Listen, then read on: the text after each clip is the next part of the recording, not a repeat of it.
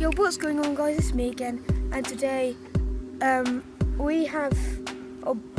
gonna try and attempt to go on a hunt for a barn owl.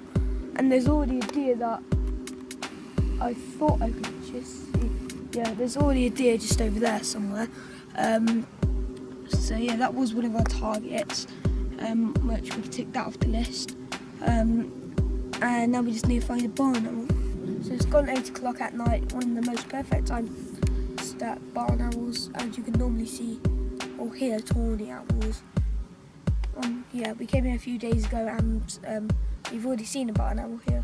So we know that it's definitely possible to see one here. This place is only about seven-ish minutes from our house. So we're really lucky to live somewhere. Go away, bitch.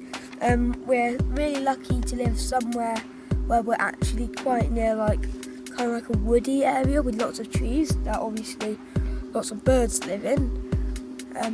Yeah, there's trees over there which we can't get to, sadly. This is the perfect type of field that barn owls like to hunt in, which especially likes my small rodent, because owls are nocturnal, which means they mostly never come out in the day.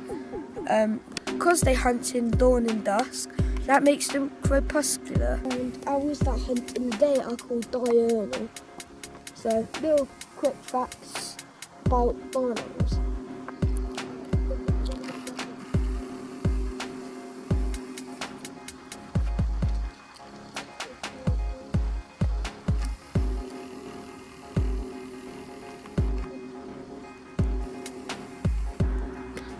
So just on the way back to the car, guess what we hear?